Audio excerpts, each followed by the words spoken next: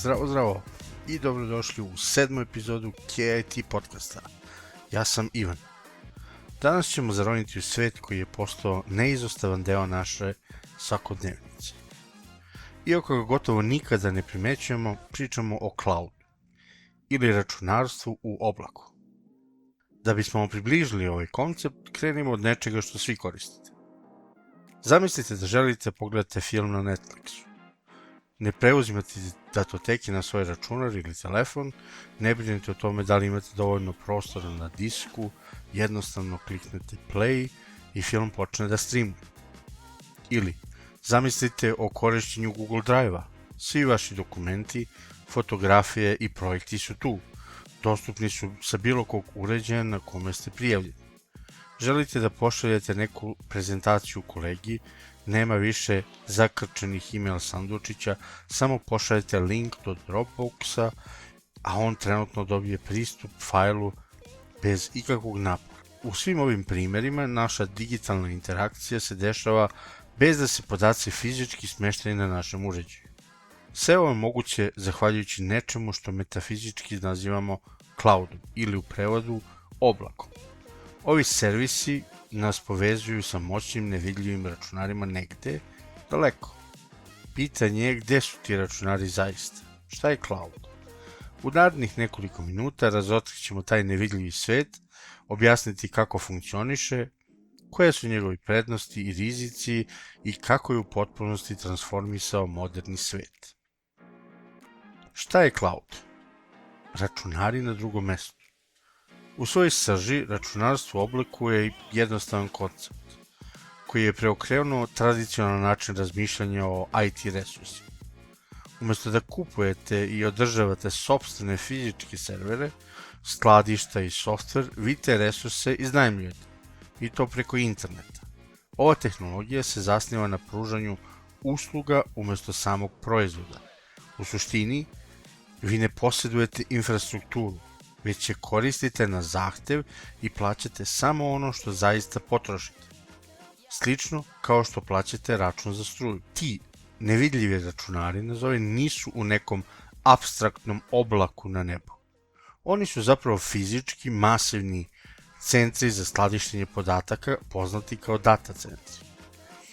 Ovi centri su prepuni servera, diskonovog prostora, mrežne opreme i sistema za hlađenje. O njima brinu provajderi kao što su Amazon Web Services ili ti AWS, Microsoft Azure i Google Cloud. Kada koristite Google Drive, Netflix ili Dropbox, vi zapravo povezujete se sa resursima od nekog od tih gigantskih centara koji mogu biti locirani bilo gde u svetu. Ovaj prelazak sa posjedovanja na korišćenje IT resursa predstavlja jednu od najvećih ekonomskih i tehnoloških revolucija u savremenom poslovanju. Tradicionalni pristup je zahtevao ogromna kapitalna ulaganja.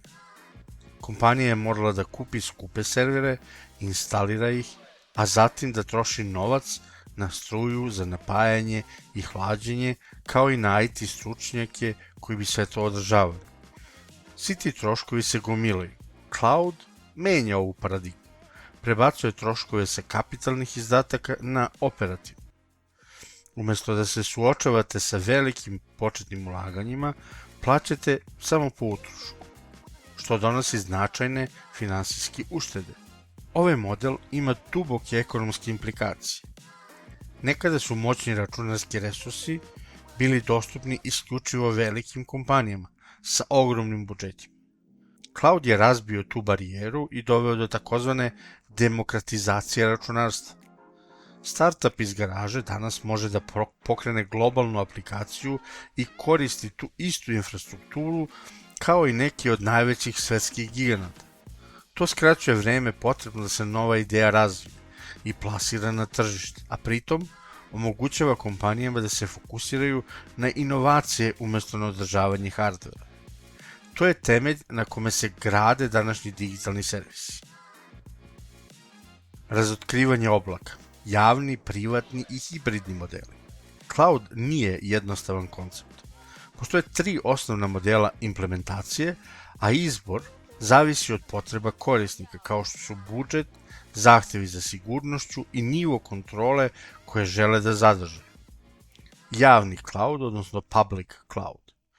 Ovo je najčešći oblik i onaj koji koriste većina nas.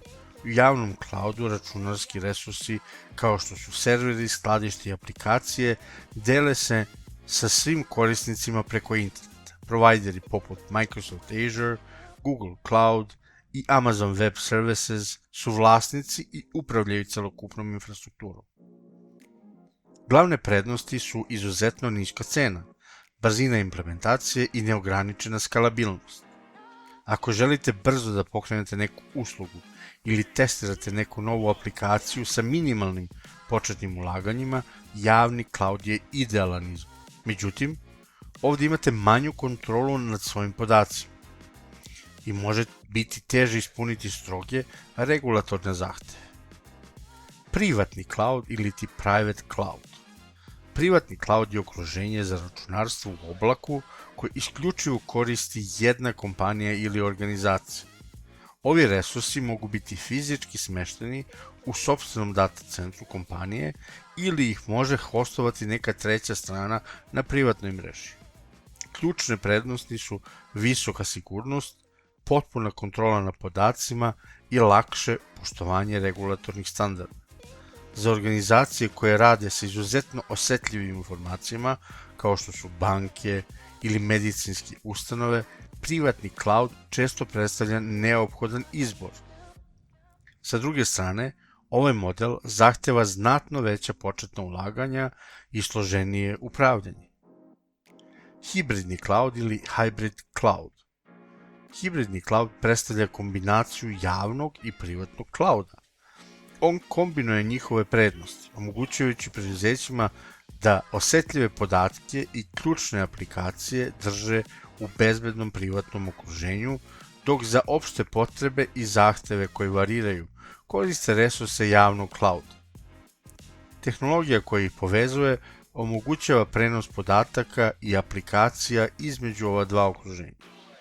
Time se postiže agilnost, fleksibilnost i optimalna raspodela troškova. Na primjer, kompanija može da koristi privatni cloud za finansijske izveštaje, a javni za marketing kampanje tokom sezone praznika. Iako nudi najbolje od oba sveta, hibridni cloud je veoma složen za upravljanje i zahteva jasno definisanu strategiju.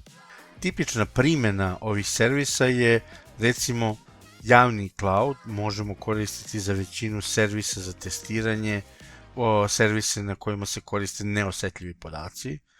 Privatni cloud možemo koristiti za upravljanje osetljivim podacima, kao i strogim regulativnim podacima, odnosno podacima bankarskim i zdravstvenim.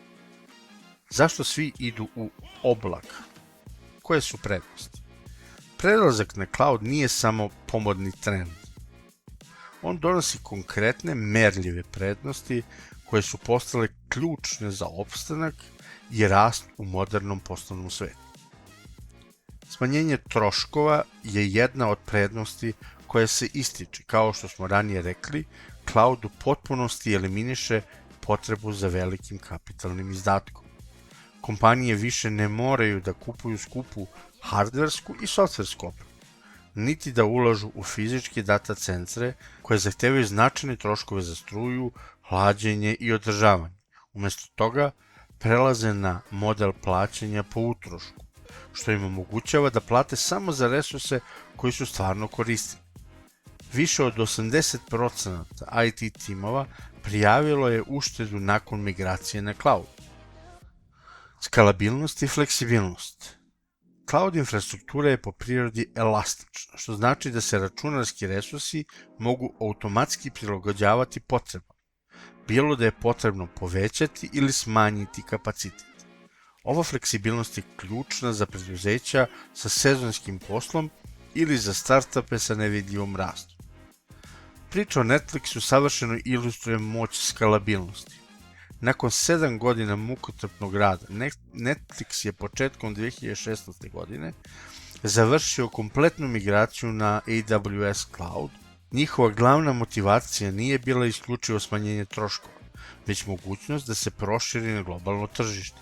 Uz pomoć elastičnog oblaka, clouda, Netflix je mogao da doda 1000 virtualnih servera i petabajte skladišnog prostora za samo nekoliko minuta, što bi iz sopstvenog data centra bilo nezamislivo. To im je omogućilo da istog dana, kada su završili migraciju, pokrenu uslugu u preko 130 novih zemalja i postanu globalni i lider u streaming industriji. Povećanje dostupnosti i pouzdanosti. Cloud eliminiše geografske ograničenja. Vaši podaci su dostupni sa bilo kog uređaja i bilo koje lokacije. Sve dok imate internet konekciju. Cloud provideri nude ugrađene funkcije za oporavak od katastrofa, disaster recovery i automatski backup podataka na više lokacije. To znači da su vaši podaci mnogo sigurniji od hardverskog kvara. Osim ovih konkretnih prednosti, prelazak na cloud ima i strateški značaj. Smanjenjem tereta održavanja infrastrukture, cloud oslobađa IT timove da se posvete daleko važnijim poslovnim ciljevima i strateškim projektima, umesto da troše vreme na slaganje i povezivanje hardvera. Timovi mogu da fokusiraju sav svoj trud na razvoj novih aplikacija, testiranje, potvrđivanje, ideje i implementacije naprednih tehnologija poput veštačke inteligencije i mašinskog učenja, što direktno doprinosi konkurentnosti kompanije. Priča o Netflixu to i potvrđuje, jer je prelazak na cloud omogućio transformaciju kompanije u globalnog lidera. Tamna strana oblaka, rizici. Iako su prednosti računarstva u oblaku nesporne, važno je razumeti i rizik. Cloud nije svemoguće rešenje koje rešava sve probleme, a neki od najvećih rizika su često pogrešno shvaćeni. Bezbednost podataka. Mnogi ljudi se plaše bezbednosti podataka u oblaku, ali percepcije se često razlikuju od realnosti. Iako cloud provideri ulažu ogromne sredstva u napredne mere bezbednosti, stvarni rizik često leži na strani korisnika. Tu dolazimo do ključnog koncepta poznatog kao model zajedničke odgovornosti, odnosno shared responsibility model. U ovom partnerskom odnosu, na primjer Microsoft je odgovoran za sigurnost oblaka. To podrazumeva fizičku bezbednost data centra, mrežnu infrastrukturu i operativne sisteme. Sa druge strane, klijent je odgovoran za sigurnost u oblaku, konkretno za zaštitu svojih podataka, korisničkih identiteta, konfiguracije aplikacija i pristupne kontrole. Neznanje o ovom modelu je direktan uzrok mnogih sigurnosnih incidenata, poput krađe lozinki putem phishinga. Osim toga, rizici uključuju pogrešne konfiguracije sistema, curenje podataka zbog neadekvatnih kontrola i ranjivosti u nezaštićenim interfejsima i API. Odnosno, važno je naglasiti da napadi retko potiču od slabosti same cloud infrastrukture, već od propusta na strani korisnika. Zavisnost od interneta. Ovo je najjednostavniji i najjasniji rizik. Računarstvo u oblaku u potpunosti zavisi od stabilne i brze internet konekcije. Bez nje, pristup svim cloud servisima, bilo da je reč o Google Drive-u ili Netflixu ili nekom drugom servisu, je otežan ili potpuno nemoguć. Čak i vrhunski provajderi mogu da iskuse prekid rada ili smanjenje performansi zbog tehničkih problema, što može privremeno blokirati pristup uslugama. Takođe, postoje i drugi rizici koji vredi pomenuti. Jedan od njih je vendor lock-in, odnosno zavisnost od jednog provajdera, što može otežati prelazak na drugog u budućnosti.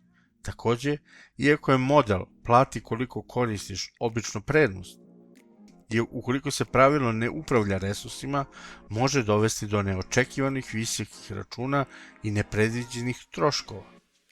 Računarstvo u oblaku u našoj svakodnevnici i poslovanju. Cloud tehnologija nije samo apstraktan pojam u kome govori IT stručnjaci. Ona je temelj moderne digitalne ekonomije i pokretačka snaga promena u gotovo svakoj industriji. Ona omogućava ne samo jednostavne usluge za krajnje korisnike, već i transformiše poslovni svet iz temelja. Cloud usluge se isporučuju u 3 glavna modela, koje se često nazivaju servisni modeli. Prvi nazivamo SaaS, odnosno Software as a Service, ili software kao usluga. Ovaj model, sa kojim se najčešće susrećemo, ovde provider hostuje i upravlja kompletnom softverskom aplikacijom zajedno sa celokupnom infrastrukturom ispod nje. Korisnici pristupaju aplikaciji preko internet pregledača i ne moraju da brinu o instalaciji, održavanju ili o ažuriranju softvera. Primer je Netflix, Google Drive, Dropbox, Gmail, Office 365, svi ovi servisi su gotovi proizvodi spremni za korišćenje, odnosno Software as a Service, software kao usluga. Drugi je PaaS ili ti Platform as a Service, platforma kao usluga. U ovom modelu provider pruža programerima sve što im je potrebno da razviju, testiraju i pokreću aplikacije bez potrebe da se brinu o osnovnoj infrastrukturi kao što su serveri i baze podataka. Primer, zamislite da želite da napravite sopstvenu aplikaciju za plate za svoju firmu. PaaS ili ti platforma za servis vam daje sve alate, okruženje i programerski okvir tako da se vi fokusirate samo na pisanje koda i funkcionalnost aplikacije. I treći, poslednji je IaaS ili ti Infrastructure as a Service, infrastruktura kao usluga. Ovo je najosnovnija kategorija cloud usluga koja nudi najveću kontrolu. Klijent iznajmljuje osnovnu IT infrastrukturu kao što su virtualni serveri, skladište i mrežni resursi, vi kontrolišete operativni sistem, aplikacije i podatke, dok provider upravlja fizičkim hardverom. Primer, kompanija koja želi potpunu kontrolu nad svojim IT okruženjem, ali ne želi da kupuje fizički server. Cloud se primenjuje u brojnim oblastima, transformišući ih iznutra. U industriji zabave svedoci smo uspona cloud gaminga. Umesto da kupujete skupe konzole i preuzimate igre, servisi kao što su Xbox Cloud Gaming ili GeForce Now preuzimaju sav težak posao. Igra se pokreće na moćnom serveru u data centru i streamuje se direktno na vaš TV, tablet ili telefon. Pored toga, cloud je revolucionizovao zdravstvo, omogućavajući upravljanje ogromnim količinama podataka o pacijentima i telemedicini. U financijama pokreće online bankarstvo i algoritme, a u obrazovanju omogućava online učenje i virtualne učionice. Cloud je tiha revolucija koja pokreće naš digitalni svet. On je više od same tehnologije, on je nova paradigma koja je promenila način na koji radimo, igramo se i komuniciramo. Iako ga ne vidimo, on je tu. Uvek radi u pozadini, oslobađajući nas tereta i dajući nam slobodu da pristupimo onome što je potrebno, kad nam je to potrebno. Nadamo se da vam je ova epizoda pomogla da shvatite moć i značaj ovih nevidljivih računara. Ako vam se svidjelo ono što ste čuli, ne zaboravite da se pretplatite na naš kanal, lajkujete ovu epizodu i pratite nas na našim društvenim mrežama. Vaša podrška nam mnogo znači. A sljedeću epizodu pripremamo nešto što je također neizostavan deo našeg svakodnevnog života. Šta se nalazi u našem džepu, a menja ceo život? Sljedeća epizoda, mobilne aplikacije. Svet u džepu. Hvala vam što ste bili s nama.